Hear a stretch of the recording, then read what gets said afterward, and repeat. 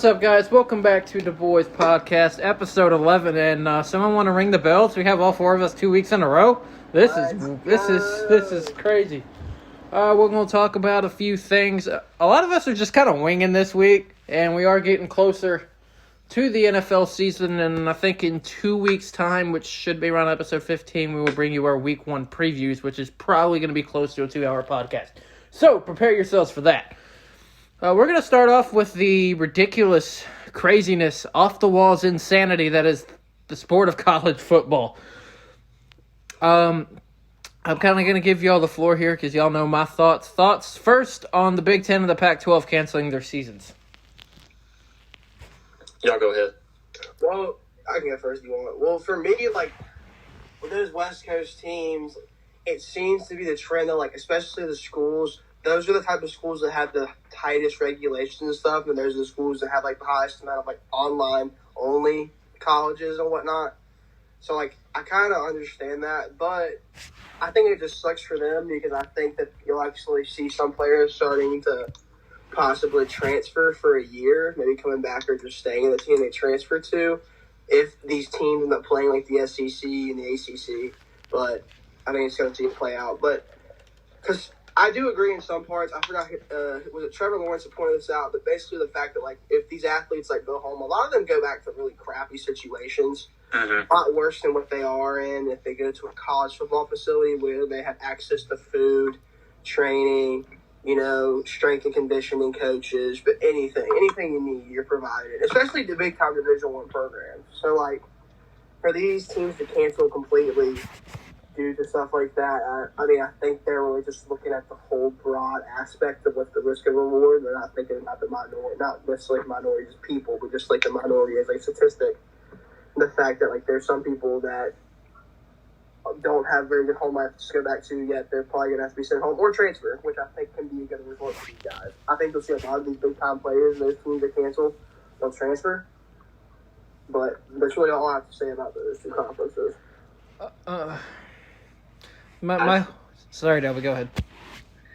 Yeah, I think those two were the ones, especially the Pac-12. I didn't really think the Big Ten, but would cancel first, at least I thought. And I knew it was going to be harder for the SEC and the ACC to cancel because most of those schools are in the southern part of the United States.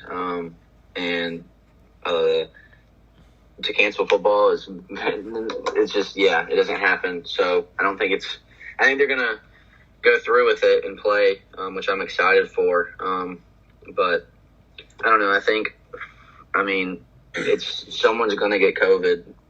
It's happened really. If you're not in a bubble or anything, it's most likely going to happen. But I don't know. If they can do everything right and protect the players to the best of their ability that they can, and the players just aren't stupid. I think it could be a successful football season. There's not going to be all those teams, but we get something out of it, and then possibly something in the spring too with the other conferences. So that's just what I think about it. Yeah, I agree with your points, both of your points. The only question that I raised would be, how do you determine a national champion this year if half of the country plays in one season and the other half of the country plays in the spring? Do you have two national champions? And then they play each other at a later date. Yeah, they end up playing in June. But see, here's the problem. Say you do that.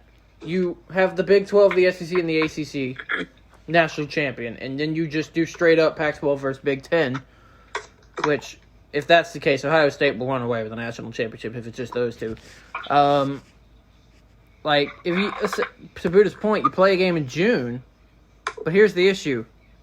The draft is in April or May. Yep.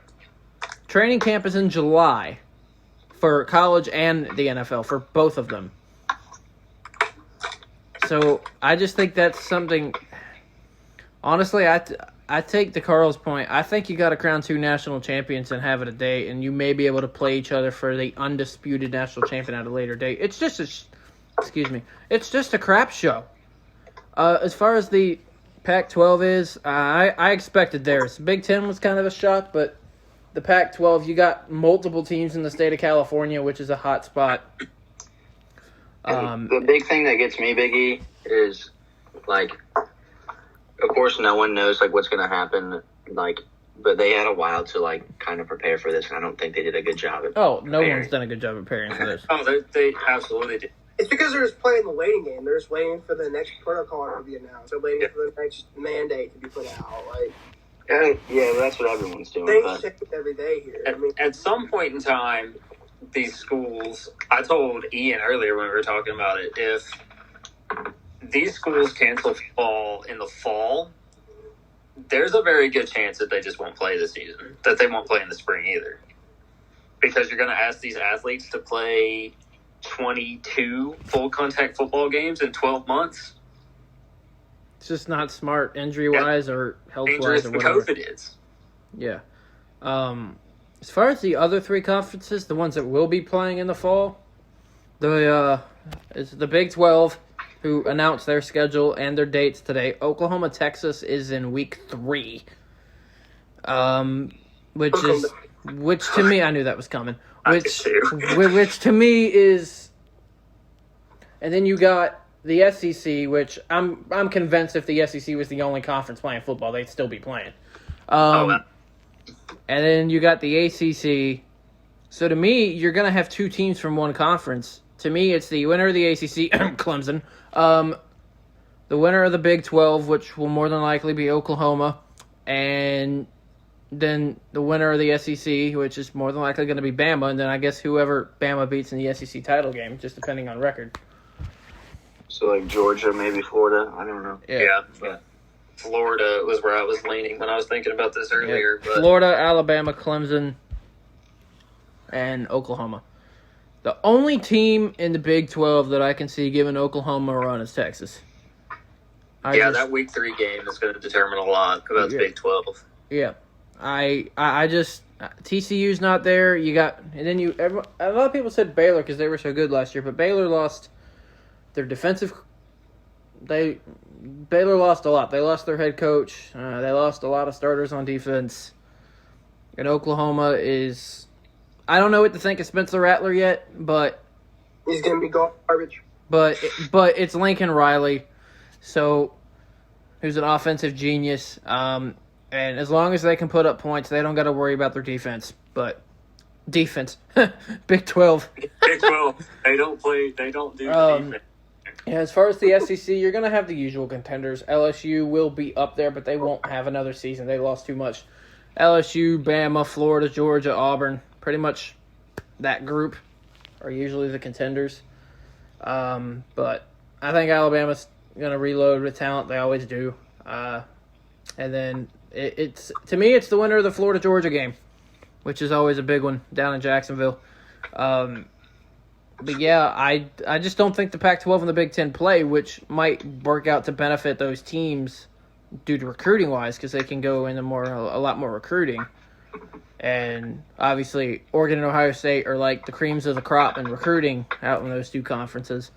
But it's definitely interesting. I think a lot of teams in the 3 leagues that will be playing are going to be better than what they would be if they were playing a full slate, conference and non-conference. Yeah, you're going to have more than the usual teams that don't lose games. See, here's the real interesting thing, and I don't know if the SEC is going to do this. I doubt it because they're set in their own ways. But the Big 12's always been like this, and the ACC is doing it. No divisions, which is how it should be anyway. 2 teams with the best conference record go to the championship game. So you could have, like, it won't happen, but whoever the projected second team in the Atlantic is, if Tech and North Carolina don't perform up to expectations, you could have a Clemson versus NC State ACC title game. You could also have a scenario where Clemson and Tech have to play each other twice in 3 weeks.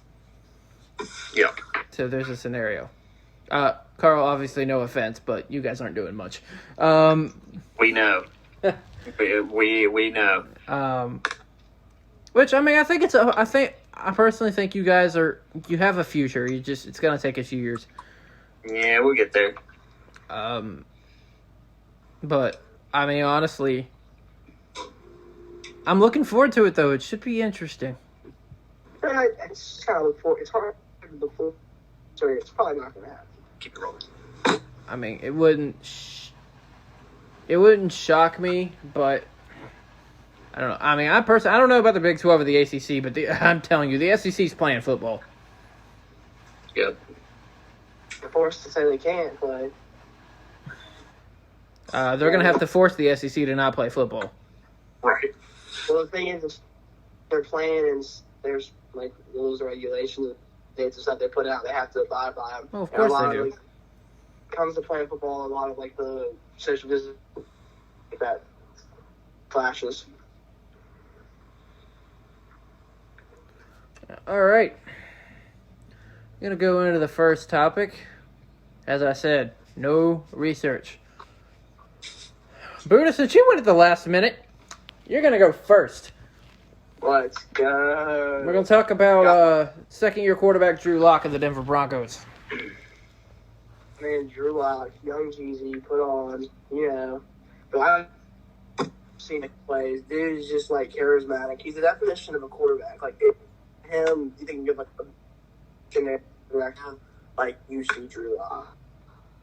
And it really makes sense. He had a really good career in college, really tremendous career. I think he's going to be one of those players that he's going to have that sophomore year he just explodes and just goes crazy. And I kind of talked earlier and kind of covered it earlier today. I think he definitely could be this year's MVP race. Broncos, I mean, they got a lot to deal with in the AS, but I think we can get at least a decent amount of win. I think Drew Lock really put it on. I think he can be one of those guys we talked about as like one of the top, like Russell Wilson, Pat type game. I'm not saying that he right now is like going to climb up to that. Okay. Hold on a second. Then, All right, guys. Sorry about that little delay. We're having some technical difficulties here. But on the fact of Drew Lock, but I'm not going to have you kind of repeat what is already on the audio. But you're good. Take it away. I guess I'll start. Like I said, I'm winging this. Drew Lock, out of Missouri. He was pretty good in college, but he wasn't, anything special. I mean, then again, he played in the SEC, and why Missouri is still in the Southeastern Conference makes zero sense. Geography. Whatever. Hey, he was all right in college. A lot of people had him projected as a late first, but he didn't go until, midway through the second round? Yep. And then he sat most of the year last year behind Case Keenum. Yikes. Basically, anytime Case Keenum has ever been really good was in Minnesota the year they got their absolute ass kicked by the Eagles in the NFC title game. Sir. The Minneapolis Miracle game, all that funness. Only time he was ever good. So, Drew Lock came in later on in the year. I can't remember how many games he played, but he was 5. He was pretty much excellent. It kind of reminds me a lot of what happened in San Francisco with Jimmy G when they traded for him. He came in, played 5 games, went undefeated. I'm not sure if Drew did or not, but I think he had a loss or 2 in there. 4-1 and 5, I think. Incredible. So, yeah, he's pretty good on that. He's got all the potential in the world, and the weapons that he's got around him now, they arguably have the best running back room in the entire league with Melvin Gordon, Royce Freeman. Why can I never remember this dude's name? Philip Lindsay. Yeah, Philip Lindsay. I can never remember his name. Sorry, Philip Lindsay. Nothing personal. And then the receiver room, you had Cortland Sutton, and then they went and added the best receiver in the draft, Jerry Jeudy, and they went and added also KJ Hamler from Penn State. And they also have Noah Fant, who they drafted last year. So, I mean, and they have a pretty solid line. So they're pretty loaded offensively. Defensively, yeah, we know. So the only thing that prevents them from winning the division is the fact that they play in the same division as Patrick Mahomes. Agreed. But I easily think Drew Lock is going to have a great year. Dark horse for MVP, in my opinion. The Broncos are easily making the playoffs in this new format. I put them at 10-6 or 11-5. But yeah, Drew Lock. Yeah, I agree. 10-6 is probably a good spot for them. They should make the playoffs, definitely under the new format. Odd thing about Drew Lock is he actually stayed in college for 4 years. He actually played 4 years in college, which is very rare nowadays. As far as stats go, in 5 games he threw for 1,000 yards, 7 touchdowns, 3 interceptions last season.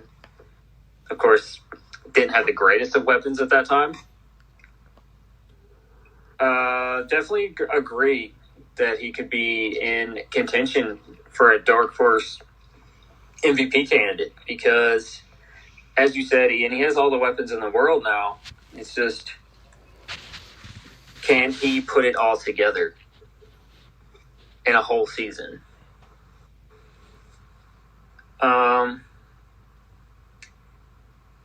There's not really much else I can add to what y'all have already said. So I will kick this to Delby. Yeah. Biggie, he actually, his last season in college, he was pretty good. He recorded 44 passing touchdowns, and the Missouri Tigers started off 1-5, and they ended up making a bowl game. Pretty impressive. But yeah, he only played, you said, 5 games. QBR at 89.7, threw 7 touchdowns, 3 interceptions. I think they have a lot of potential. I think they can make playoffs. I don't see him as an MVP candidate or a dark horse this year. I think this will be a growing year for him since he's going to be the starting quarterback for the whole year unless injury. I think a lot has to happen for him to be an MVP candidate. Oh, yes. But I think given a year or two, I think he'll be a very well-known quarterback in the league. But, yeah. And I'm happy for Elway because my man has not been able to draft quarterback since Peyton Manning retired. We all remember Paxton Lynch. Yikes. No. But, yeah, man, I agree with you. I remember he was really good his last year in college. I mean, you don't get taken in the second round for not playing well. I agree with you on most parts. I think he can be a dark horse if all things go well. But like I said, when Russell Wilson and Drew Brees and Lamar Jackson and Patrick Mahomes are playing football, it's hard to get into that top 3 of an MVP candidate. Oh, yeah. And then of course you have Michael Thomas laying around, McCaffrey, Saquon. There's just a lot of names in front of him. My other thing about Drew Lock is he plays in the same division with Mahomes, but I mean, he's easily the second best quarterback in that division. I mean, Mahomes is not even that up anyway. I don't know why people like him. What did you just say? Wait a minute. What did you just say? He's going to start dropping off in the next 2 years. Okay. Oh, no. He did not just say Mahomes isn't that good. Oh, my God. Hey, I mean, when you have 25 Pro Bowlers around, Stop stirring the pot, dude. Stop it. It's all right. It's all right. We don't want to talk about it. We're talking about my boy Drew Lock here, the absolute dog. Oh my gosh. All right. We're gonna move on from that. Yep. I'm not even saying a word because I ain't trying to get mad. I think there was enough of that last night.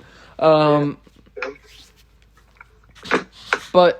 I mean, and I said that he's the second best quarterback in the division. I think he's better than Derek Carr. I think he's better than Patrick Mahomes, in my opinion. But Stop, please. Stop. We're not going to do this on this podcast. We're not. Stop it now. Everyone that listens to this knows you're playing around. Stop. I don't know. All right. I would hope that everybody that listens to this knows that. Nah, I don't know. They're going to be coming from Buddha's head. I know, right? Can you imagine Chiefs fans? You're trying to vote Buddha off.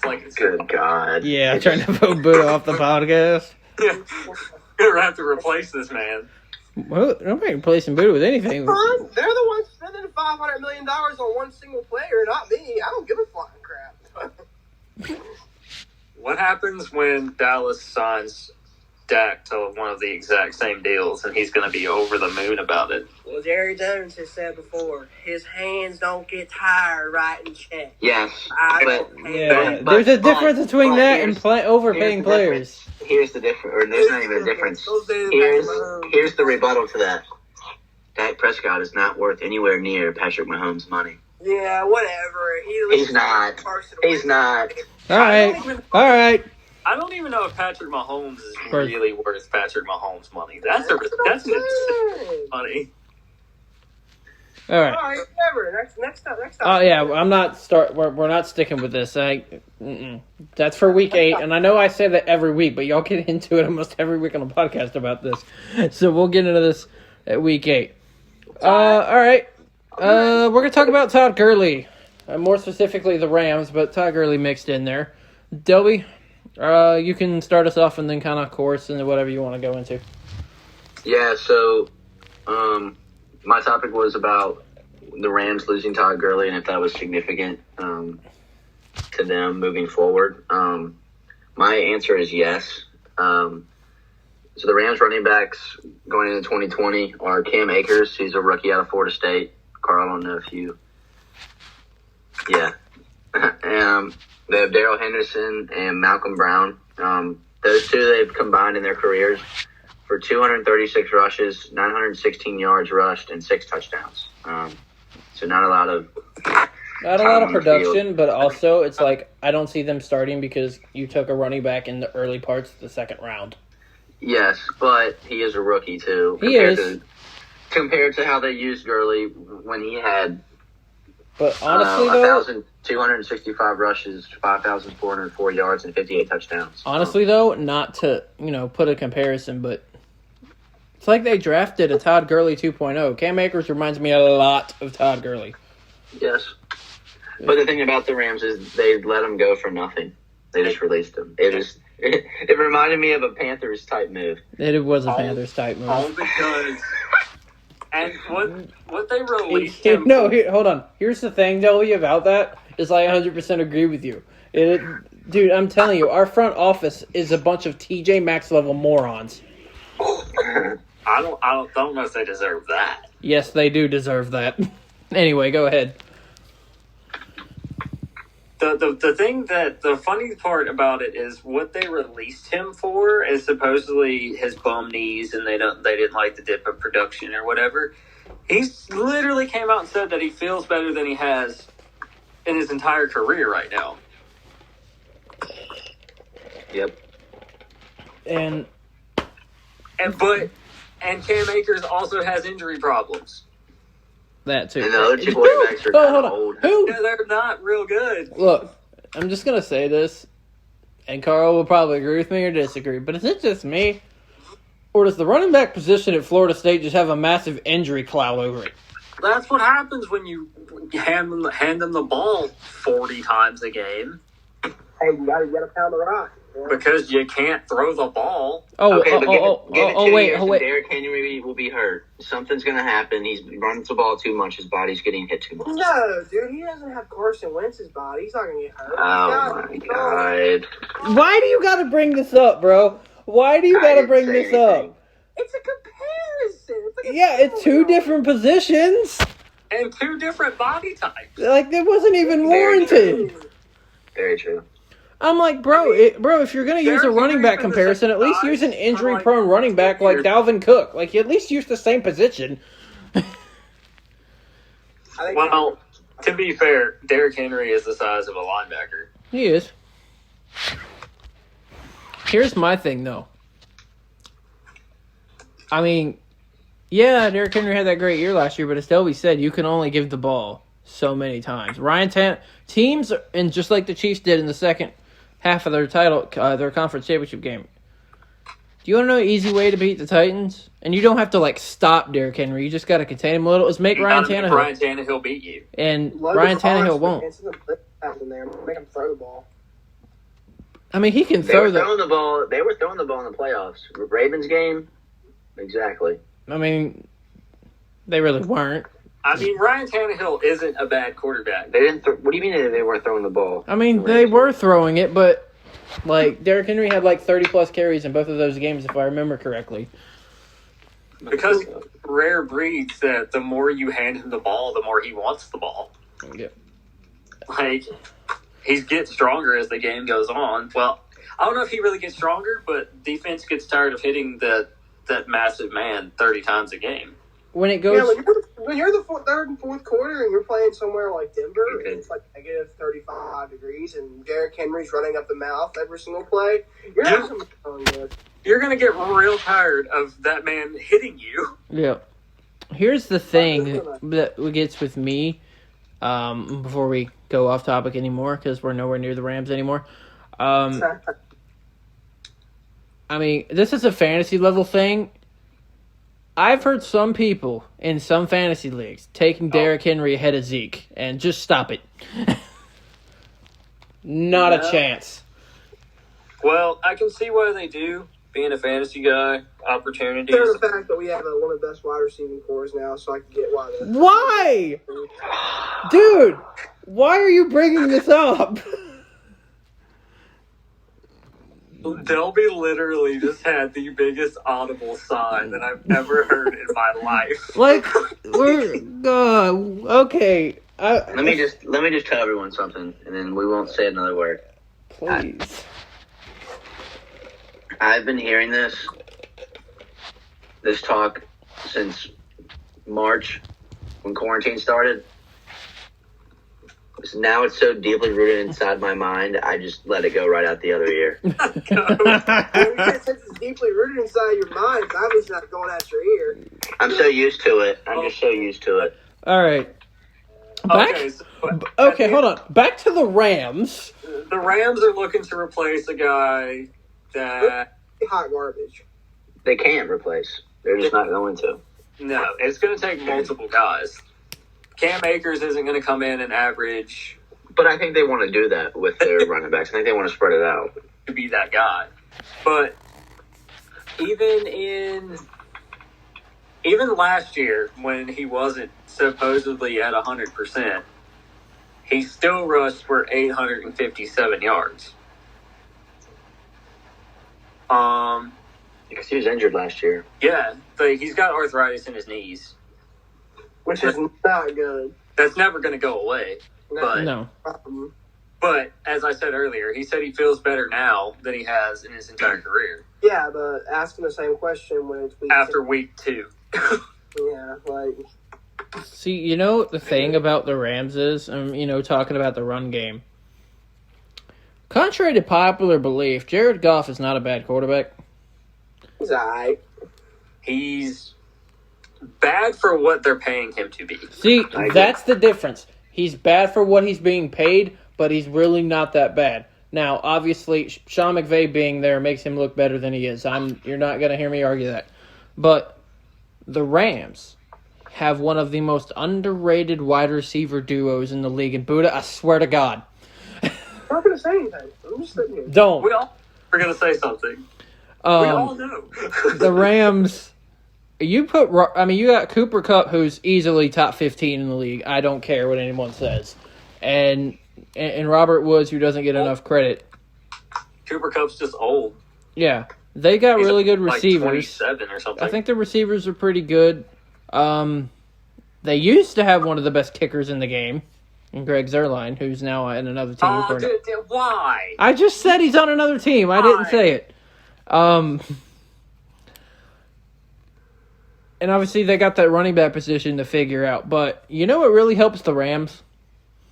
The fact that they have the best defensive player in the National Football League, and you could argue the best overall player in the Personally, NFL. I think he is the best player in the league, but that's either here nor there. Aaron Donald.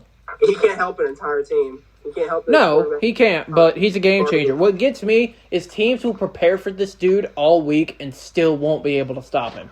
Double teams, triple teams, it doesn't matter. They double him and chip him with the back, and he still gets pressure. And obviously you could make arguments for, other players, but I actually agree with Carl. I'm taking Aaron Donald's best player in the league. The problem with the Rams is moving. Their window is closing really fast. Oh, here's the biggest problem with the Rams, and it's not really their fault. Guys that have to be re-signed, Well, and they have no room. It's because they No, it's because.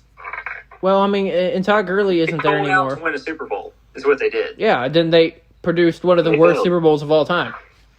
Yeah, that's bad. They got Belichick real bad. What gets me, and to be fair, and this is coming from me, they shouldn't have been in the game anyway, but that's another thing for another day. With the Rams, you want to know what the biggest fault is, and they can't help it? They're in the same division with the Cardinals, who are on the rise, and the two of the three best teams in the NFC, with Seattle and San Francisco. That division will be Seattle or San Francisco's. I mean, no matter how good the Rams are, I still think by default they're going to be the worst team in the division. Agreed. I agree 100%. Cardinals were what, 7-9 last year? Uh-huh. And you don't get worse when you add the second best receiver in the league. And you go they have all that experience. And then you go. They're young. And then you go and draft arguably the best defensive player in the draft, and Isaiah Simmons. So I think the Cardinals will be better. I think they'll be 9-7 personally. I still think they're a little young, and I think they'll be 9-7. And I think Seattle, San Francisco comes down to the final week of the year again. Wait. The Cardinals are actually 6-8-1. They had a tie. That's right. They tied week. Yeah, they tied week 1 with Detroit. Yeah, that's right. So yeah, no. Obviously, when it comes to the Rams, I mean, it's just they're in a tough division. They're horribly cap stricken, and they have to re-sign Jalen Ramsey or let him walk. Yep. He's a problem. Jalen Ramsey, The bad thing is though, if he walks, the Rams gave up 2 first-round picks to Jacksonville for pretty much nothing.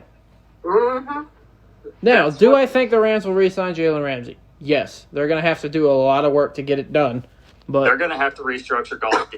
Oh, yeah. They're going to have to restructure Goff's deal, and they may have to restructure Aaron Donald's. They won't restructure Donald's, I don't think. No, they'll let... Donald won't let them. Yeah, Jared Goff is well. I think they might have already shaved some money off of Goff's deal.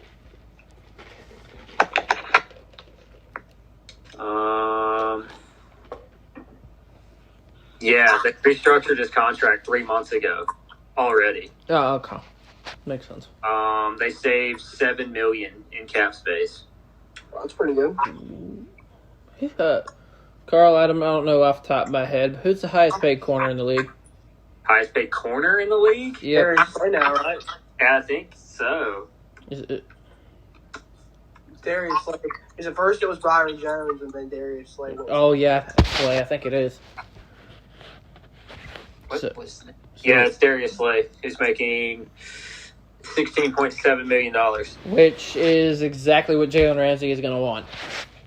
Oh, Jalen Ramsey's going to want more. I know that, man. Yeah. Yeah, he's going to want more. He's going to want 20. Yeah. But more respect to him, he said he's not worried about it this year. Because he could just hold out this year. Yeah, he really could. More respect to him. I personally think the situation in Jacksonville taught him a lot. Okay, I'm going to show y'all something real fast. Okay. This is Darius Slay. That's Patrick Peterson. Yeah, that's Patrick Peterson. Okay. Yeah. If y'all are wondering what we're looking at, it's a article on Carl's laptop that shows a picture of Patrick Peterson next to Darius Slay's stats and numbers. I love Google.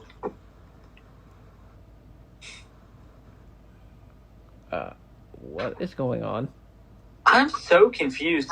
Okay, y'all won't see this because it's audio. Delby's head just keeps going in and out of frame like he's looking over a fence. My phone's charging, so I can't set it up. Sorry. That's fine. All right. Speaking of the the Cardinals you were talking about earlier. Yeah, Arizona, as I mentioned. But there's one player. See, the NFL has three things. You have a ball on the field, you have a team of players, and you got Larry Fitzgerald playing football for the Cardinals. Let's go, Larry Fitz.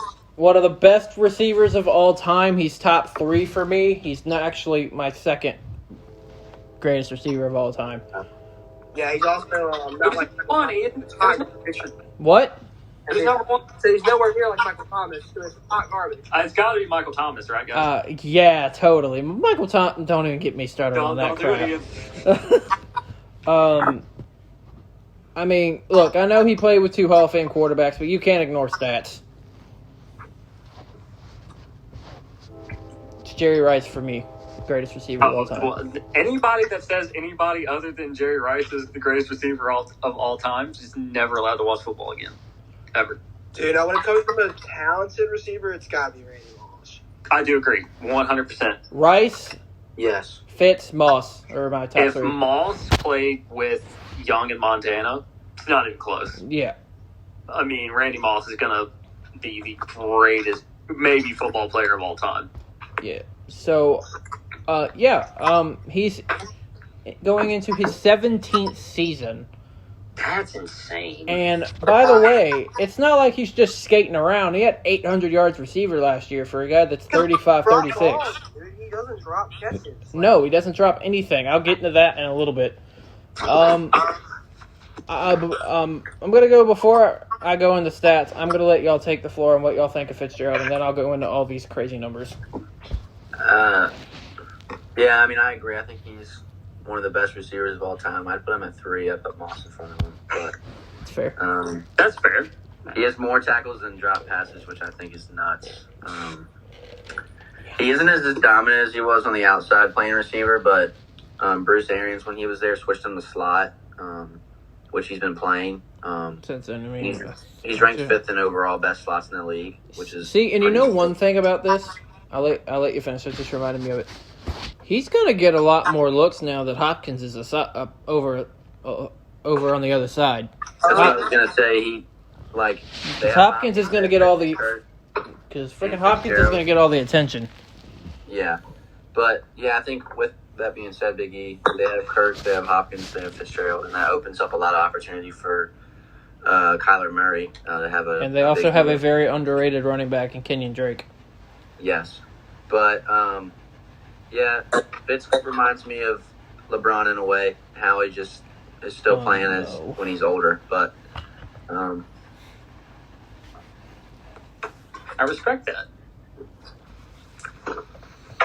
One of the craziest stats for me, he's entering season 17 and he's missed 6 games in his career. 6. That's insane. And to be completely honest with you, he averaged more yards per target last year than he has since 2015. Which is insane. He's not regressing at all. No. And the thing that nobody mentions about Larry Fitzgerald is, yeah, he's great on the field. He's one of the best humanitarians off the field. He does so much in Arizona. In the league. If I remember correctly, 2016 Walter Payton Man of the Year. Yes. Yeah. Which is also the year they went to the NC Not to mention one drop away from winning a Super Bowl. So. Right. They're literally 1 inch. Perfect pass that Big Ben will never throw again in his life. Never. That is a 1 in a million. But what a catch. It's Antonio Holmes, right? Yeah. Man, run 105 yards for a touchdown was the greatest thing See, of all time. here's my thing, though. And yes, Delby, I agree with you. The catch is crazy. The catch doesn't happen if the ball's not there. Oh, I agree.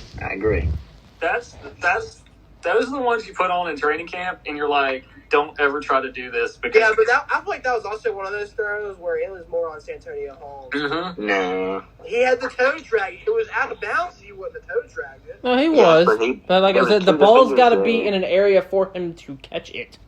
It's both. As I think Buddha just said, one of the most impressive things from that whole Super Bowl is Larry Fitzgerald chasing down James Harrison. when he's 15 yards behind the play. Gosh, dude. I just can't believe that Harrison scored on I'm going to tell you, and I'm going to get into that 2008 playoff run and the year Fitzgerald had in a minute, because it is ridiculous. All right, Carl, Buddha, Fitzgerald. Go ahead, Boo. Oh, like I said, one snap away from the Super Bowl. I mean, his work on the field already shows for itself. His work off the field shows for itself. I mean, he's a first ballot Hall of Famer, no problem. And with D-Hop coming in, dude, for a bag of nickels, literally a bag of nickels, dude, might be worth more. Dude, it's literally going to be insane as to how good Larry Fitz can be this year, dude. Considering that D-Hop's going to get a lot more looks, and he's going to see all the better corners. You know, the thing is, though, I think if the Cardinals were not in the NFC West, they'd be a playoff team. I agree. But they are in the NFC West. 100% agree. Yeah, I definitely agree with the rest of y'all. He's definitely top 3 for receivers all time. I'd put him at 2, right ahead of Moss, but it's real close. I struggle to say that. Yeah, all the success in the world, first ballot Hall of Famer, no doubt. First ballot Hall of Famer. No, it ain't. It's first ballot. That ain't even a twinkle debate. An argument. Yeah, it's a statement. Let's see.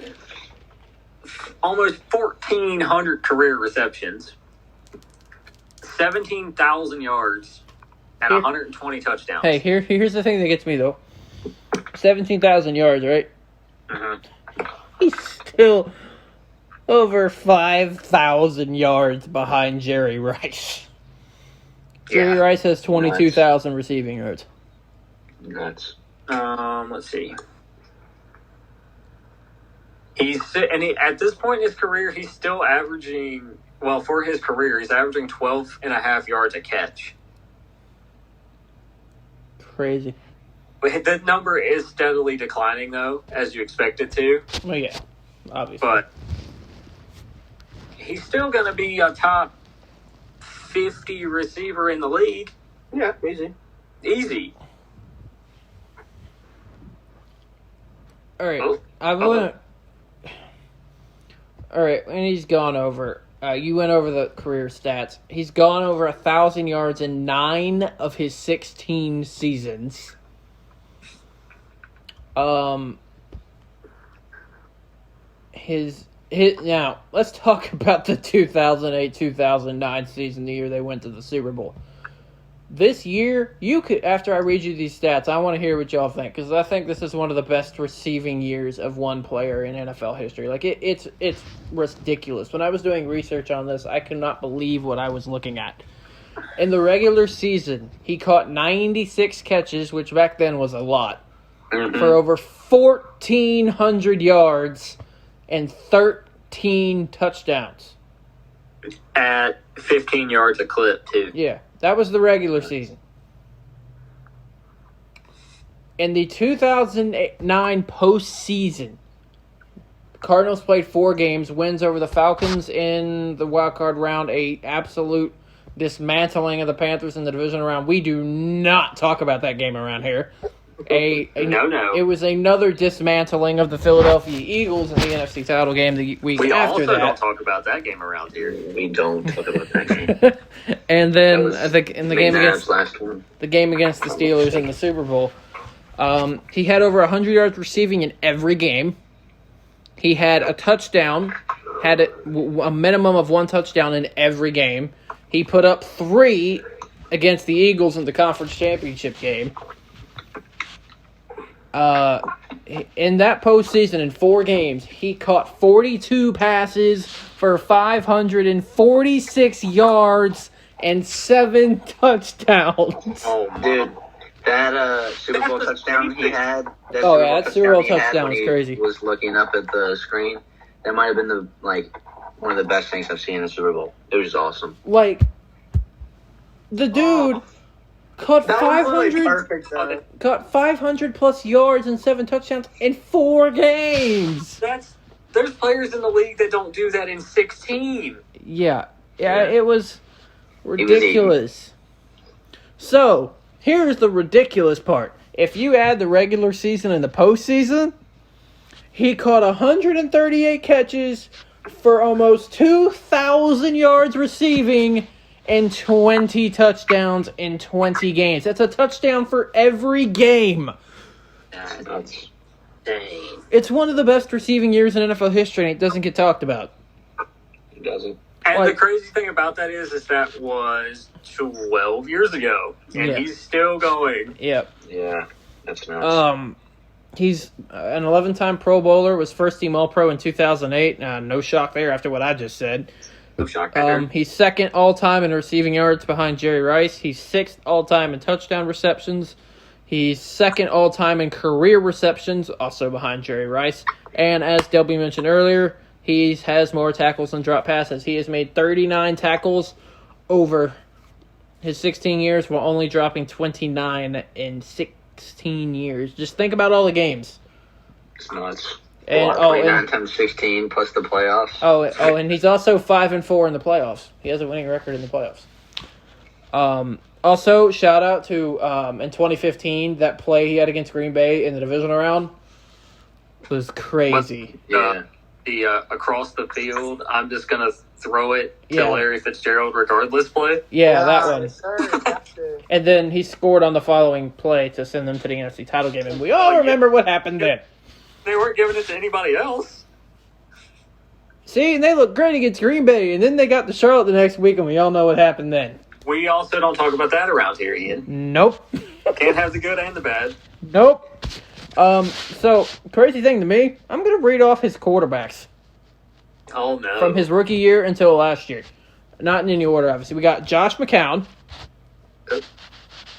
Okay. The one exception, Kurt Warner. Who, even before that, Kurt Warner's career was over. He was bagging groceries before all this. Done. Yep. Like, he was bagging groceries, Super Bowl, basically retired, and then back with the Cardinals because they literally had nobody else. So Kurt, Matt Leinart, Oh. Derek Anderson. No dope is gonna appreciate this name. Kevin Cobb. Yes. Kevin Cobb. Kevin Cobb. I forgot about old Kevin Cobb. Drew Stanton. Oh. John Skelton. Sam Bradford. Carson Palmer, who had that one really good year. Yep. Josh Rosen. And now his current quarterback, Kyler Murray. Like, some As of the... insane as that list is, that's not as much quarterback turnover as there has been in a lot of other teams. Yeah, tell me about it. I mean, yeah, the talent Cleveland. is atrocious. Most of those quarterbacks also played in Cleveland, funny enough. Yeah. No, the best thing ever is that Browns fan that has a jersey for every starting quarterback since like 2002, and it's like a mile long. I love it. Won't be shocked if another one gets added to it within a couple years, too. Me either. Oh, FYI, kids, by the way, don't draft Baker Mayfield in fantasy. Ew, don't do it. Oh, my. Don't do it. Oh, my. Don't do it. I might. Delby, you would be the one to do it and make it work. You would be the one to do it and make it work. Don't draft him as your starter. If you need I'm a not. That's cool. Also, don't let anybody talk you into taking a quarterback with the same bye week as the one you just took. Jordan, I'm looking at you if you listen to this. Hashtag daily fantasy tips. Oh, no. Yes, sir. What? And the thing about the Cardinals, like Fitzgerald is crazy to me because he's still being productive. It's not like he's just wandering around out there. He still had 108 some odd targets last year. Yeah, I mean, he doesn't produce every week. I mean, he's 35, 36? 36? Yeah, turns 37 this year. Yeah, Fitzgerald's one of the best of all time. And the final topic of the day, and we'll go into a little bit after this, probably with just Delvin Buddha, because, Carl's got a woohoo. And Brian Flores in the Miami Dolphins. Okay, just throwing it out there. Larry Fitzgerald is only 2 years younger than Brian Flores. Goodness Wow. gracious. Yeah. And he's probably older than Sean McVay. Oh, he is. That's nuts. Brian Flores turned 39 this year. Larry Fitzgerald turns 37 by the end of the year. That's crazy. All right, moving into Brian Flores. Personally, I think he is one of the... It's going to sound so weird. He's one of the best younger coaches in the league. One of the best newer head coaches in the league. I mean, he's been around one of the best systems for the longest time. Right, and I think... And Belichick hasn't had a great tree of coaches that came after him. Looking at Matt Patricia. But I personally really like what Brian Flores did, because y'all know as well as I do, the Dolphins were projected to win no games last year. They won 5. They went 5-11. Fitzmagic did his thing. Right. And if the Dolphins are smart, Ryan Fitzpatrick is going to continue to start for this team until he can't. But yeah, 4-time Super Bowl champion with the Patriots. Did pretty much everything an assistant can do with the Patriots. He's a special teams assistant, offensive and special teams coach, defensive assistant, which is really odd. Like, he held 10 positions with this team. Yeah, he was a safeties coach, a linebacker coach, Scouting assistant, pro scout. Which means the man is very smart. Yeah, so it was a pretty good hire, and the fact that he's obviously a POC, a person of color too, always looks good when there's not a lot of that. Oh, I agree. Just speaking on that note for just a second, Mike Tomlin is one of the greatest head coaches in NFL history. Oh, Dude, yeah. I love Mike Tomlin. Mike Tomlin is fantastic. The only problem I've ever had with him is when he tried to trip the. I'm sorry, that was funny. But he tried to play that off so cool, though. Also, like just going to point something out. We all know what the rule is in the NFL with the minority coaches when you're hiring. It's called the Rooney Rule. Yep. That is also now going to be the case in the National Basketball Association. Except it's not going to be called the Rooney Rule. It's going to be called the Bill Russell Rule. I feel so strongly that there shouldn't have to be a rule in place for these jobs. I agree, 100%. And why are they not just considered with the other candidates to begin with? I agree, man. Yeah, I agree. Like, you shouldn't have to force teams to interview people based on what color they were born. Yep. But that's the world we live in, I guess. It is. Here's my thing. You hire... by the way, Giannis is suspended for a game for head coach. Yeah. Right? Yep, I saw that coming. That was crazy. I like that, though. I like that. Doesn't have that. Stop. We're not doing this. Stop. We're not doing this. I'll get mad about that. Don't do that. Ian, is that the same Hardee's cup you've had all day? Yep. No. Sorry. No, it's not the one. It's the one. If you're talking about the one I had at work, that one's in the work trash can. Oh, okay. I of course got off work and went to Hardee's again. Oh, okay. Wait a minute. Hold on. I just learned this. Brian Flores is considered a Latino coach. Really? His parents are Honduran. Interesting. Oh, okay. I did not know that. Something you learn every day, apparently. Right? That's kind of insane. But yeah, how do y'all feel about Brian Flores in Miami? Personally, I think he's one of the best coaches in the AFC, and that's crazy for a team that was picking 5th overall last year. But you got to remember, this team started 0-9, and then they won 6 games down the stretch. Or 4. Yeah, 4. Sorry, 5 games down the stretch. Started 0-7. And then what do? They go out in free agency and go get Van Noy from the Patriots, get Byron Jones from the Cowboys. I was really waiting for Buddha to say something. That's why we all legitimately paused. See, here's the thing, though, and I want to touch on this for 1 second. I love that I had that presence. Buddha will actually agree with me on this. Byron Jones. Overrated? Yeah. Yeah, he's overrated. He's a great corner, but what are you as a cornerback if you can't Turnovers. if you can't do turnovers? Like, what's your point? But also look on the other side of the field. They have Xavier Howard, who they are paying a ridiculous amount of money to. Yep. Who? Oh, speaking of, he has COVID-19, by the way. Nice. Well, not nice, but That's cool. I like that. I'll go note him up. Yeah, and they went out added a lot. Xavier, they have you put Xavier Howard with a healthy Byron Jones. That's a pretty formidable duo. You of course added Van Noy. They drafted one of the weirdest hybrid linebackers. Yeah, because he can rush the passer and cover. Offensively, they have a really underrated receiver in Devontae Parker who has not hit his potential yet. Yes. And they brought in Matt Breida, who I feel like is going to help that team a lot. Yep. And they have Jordan Howard, too. Yep.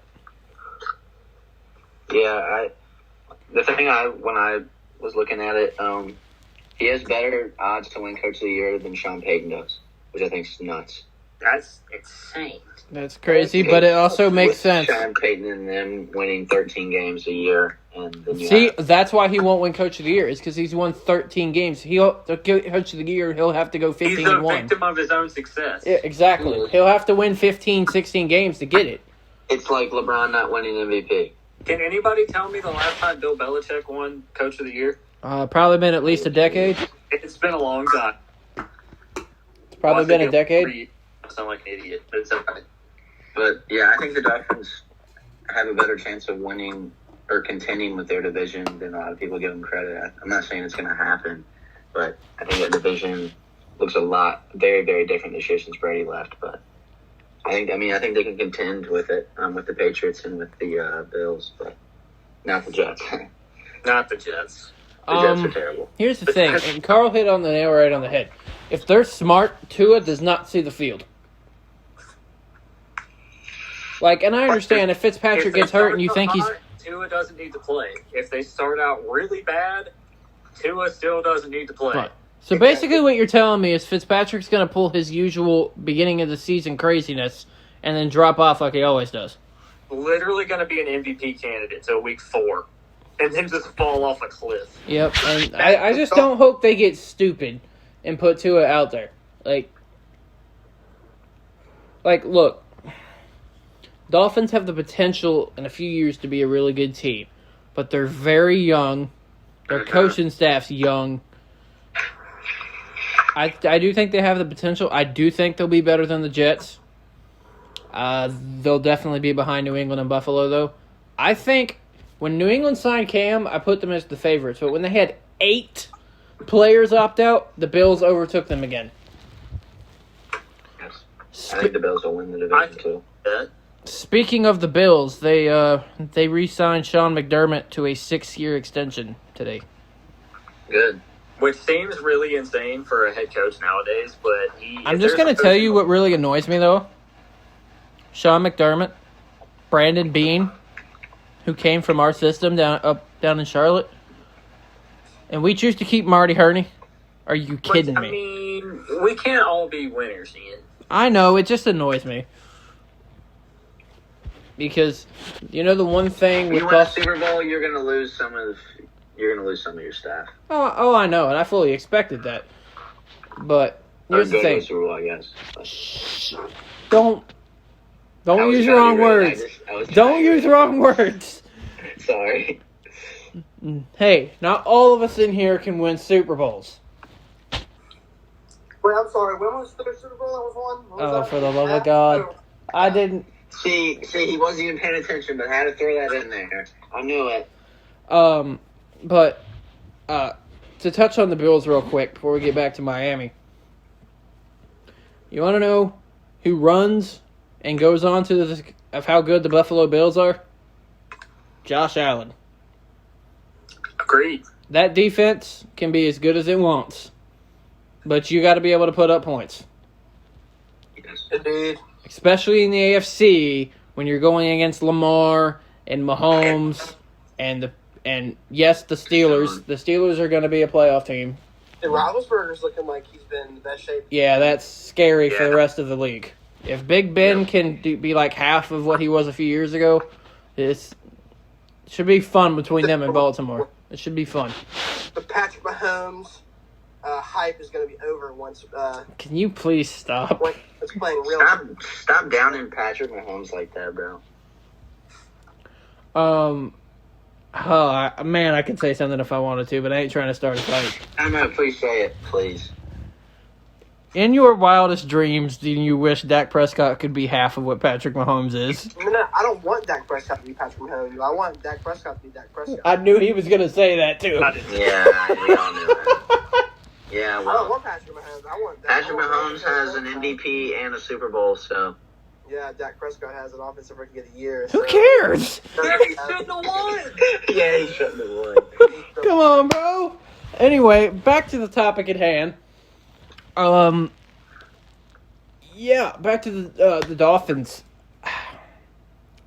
Their ceiling this year is 8-8. I think they go 6-10.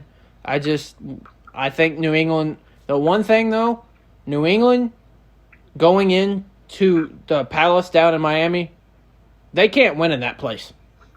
No. They cannot win there. So that should be interesting. The Patriots are a whole new team this year with Cam and with their 8 opt-outs, and It's one of the most exciting storylines going into the season is what New England is going to be. yep. Even with like the AFC East is, let's be real, it's the weakest division in football. Yeah. We don't talk about the Jets because they suck. Yeah, the Jets are not good. Sorry, Jets fans. I'm not sorry, Jets fans. Pick a new team. Pick a new team. Oh boy. I mean, fair, but yeah, I think the Dolphins have the potential in a few years to be a really good team. I just personally, I really hope the Bills get it done. I just want to see somebody different win the AFC East. Because I don't even remember the last time Patriots didn't win the division. 2008? Yep, it was 2008 when Brady got hurt, and they still almost made the playoffs. Yeah, Matt Castle led them to within one game of the playoffs. The fact that they were 11-5 and didn't make the playoffs is ridiculous to me. Yeah. Yeah. It is ridiculous. All right, boys, I got to head out. All right, brother. All right, See you, good to see you guys. See, brother. Alrighty, I want to get on a few things because I do want to hit the hour mark. So, Delby and I did this thing a few weeks back. It's called Make or Break. If you agree with something, it's make. If you break, you're disagreeing. It's pretty simple. So, Buddha.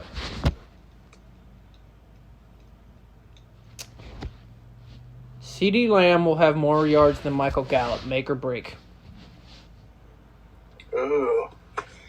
Break.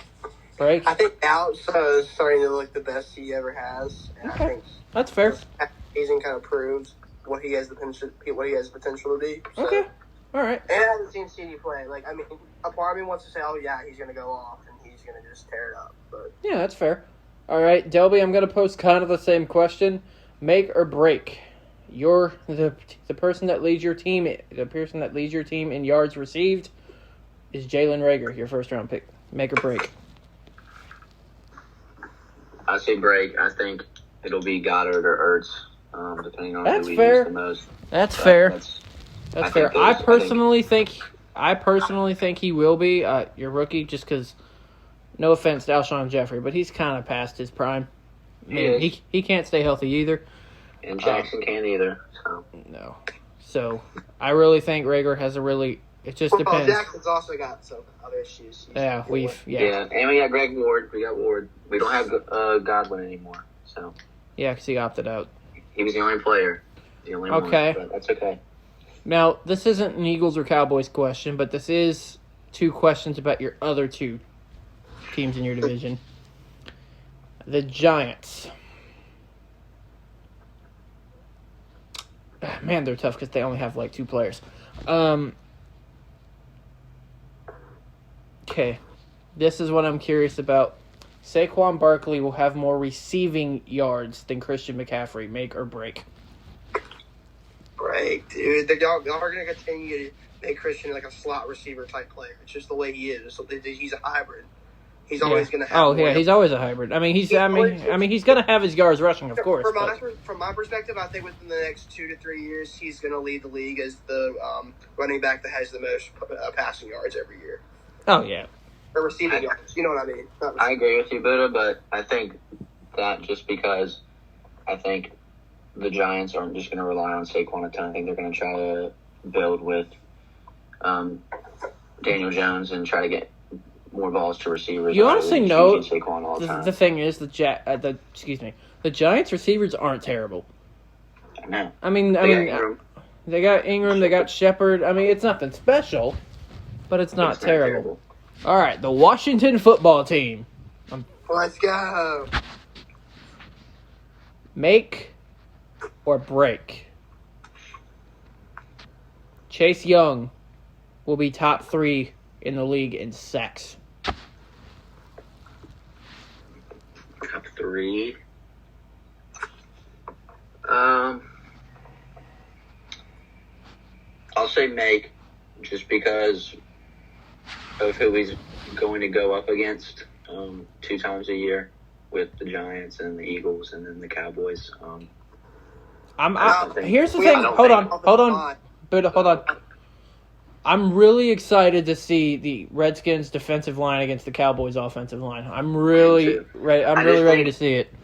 I just think that like our division hasn't had like an outside rusher to that extent. Explosive. So I think he's gonna. And see, you want to know what gets me though? And obviously not everyone's Aaron Donald. That everyone gave Chase Young a bunch of crap in the last couple games with Ohio State last year that he wasn't a disruptive force. I was like, it's really hard for a college kid that's getting double and a triple team every game. Yes. That isn't a part of the NFL like training system like Aaron Donald is. If you're smart and you know anything about football, those people know that when a player like Chase Young is getting double teamed, that opens up like a player like a linebacker to make plays. Yep. All right, here's the thing. Here's the real question. No. And I'm not going to answer this because I have my own opinions on it, which I'll give after this.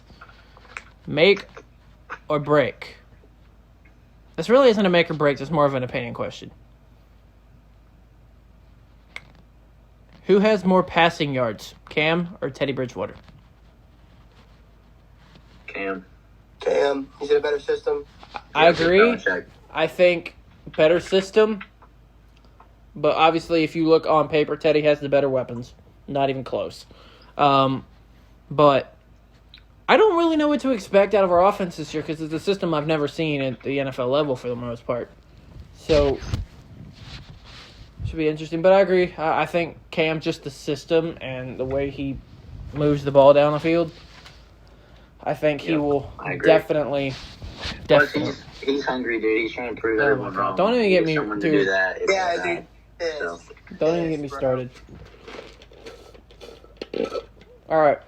Here's the thing. And I'm not going to debate this. This is an opinion-based question.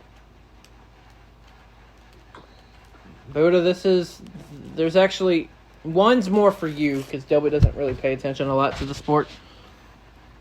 Right now, Buddha, who is your pick for the Stanley Cup final in the NHL? Oh, dude, I think the Bruins, man. Boston and who? Oh, dude, they're playing good freaking hockey, man. They're playing solid hockey.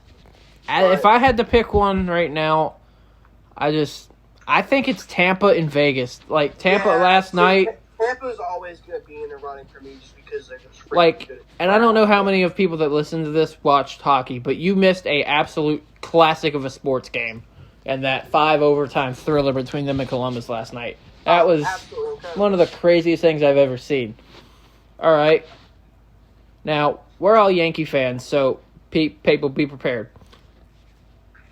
Until it is proven to me otherwise, my baseball World Series pick right now in August is the Dodgers and the Yankees. Yes. Here's the real question, though, and this is where we're going to have some disagreements. I already know. Maybe. We'll see. Who's your NBA Finals pick, Delby? And if you're and by pick, I mean who do you have playing in the finals? Okay. I think Toronto's gonna go back for the East. I really do. I don't think Giannis is gonna make it. I think they'll meet in the conference finals and lose. My pick for the West is really tough because of how everyone in the West is playing right now. I'm still going to say Lakers, but my confidence in the Lakers has gone down the last week with how... Why is that? Because you're trying to realize that LeBron isn't as good as what people think he is?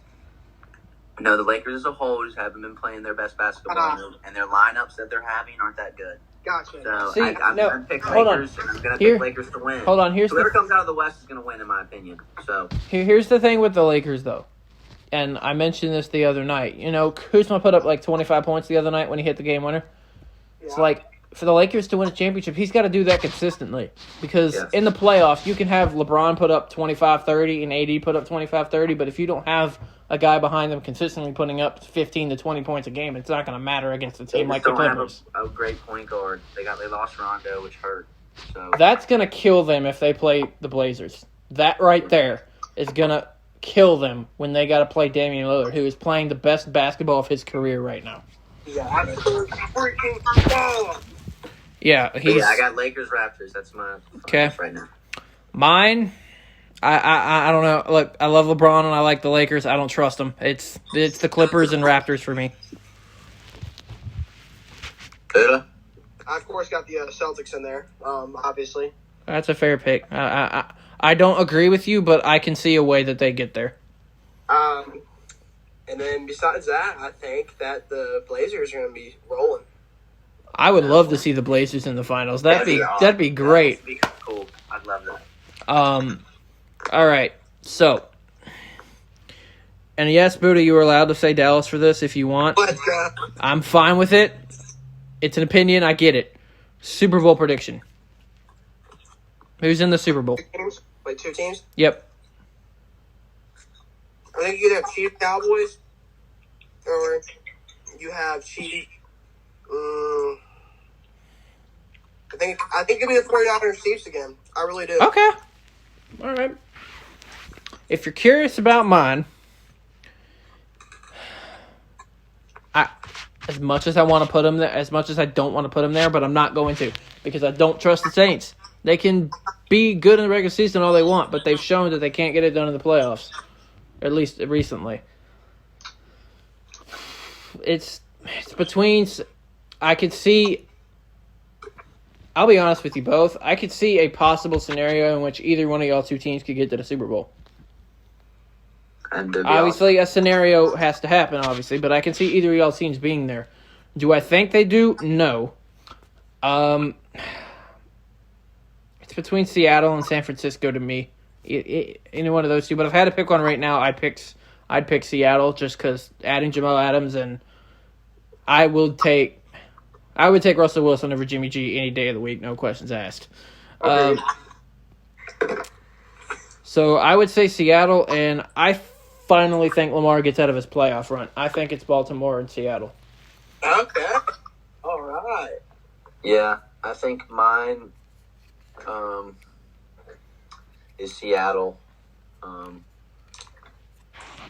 I can also, and then with AFC, I see Ravens or Chiefs. Yeah, I mean it's the Ravens or the Chiefs. I'll go with Ravens and Seattle too, Biggie. That's what I think. My whole thing though is like, and I mentioned the NFC, like we mentioned Dallas, Philly, Seattle, San Francisco. The NFC is stacked. Of course it is. I mean, there's a multitude of teams that can make runs at a Super Bowl in the NFC. There's not really much in the AFC. I will say this, however. I think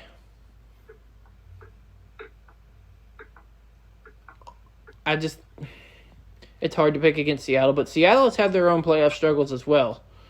So San Francisco did show last year that they can get to the Super Bowl.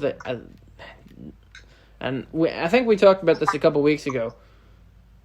They've got, yes, they have an excellent run game, but they've got to learn how to get Jimmy G more involved in playoff games. I mean, you can only run the ball so much until a team figures out what you're doing, which is exactly what the Chiefs did.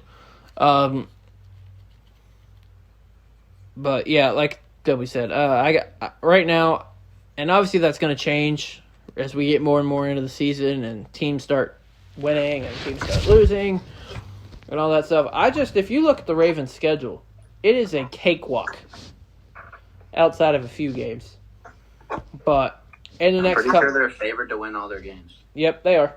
In the next couple weeks, we're going to break down some of the games, and in 2 weeks, I think the first podcast before the week of the Texans and Chiefs game, we'll break down all 16 games, which is going to be a long podcast, but it's what we're here for. That'll be the first podcast of Season 2, as I'm calling it. But yeah, I think that's going to do it for us today, guys. Episode 11. Carl was here, obviously, for the most part, but he had to be able to do something. Delby was here, Buddha was here, Big E, me was here. I love the fact that we had all four of us for a second consecutive week. Yes, don't get used to that because our schedules don't line up every day. But that was going to be episode 11. That was Carl, that's Delby, that's Buddha, this is Big E. We will see you guys next time. You can follow us on Instagram, Twitter, and Facebook at Boyz the Podcast. And we will see y'all next week. Boys out.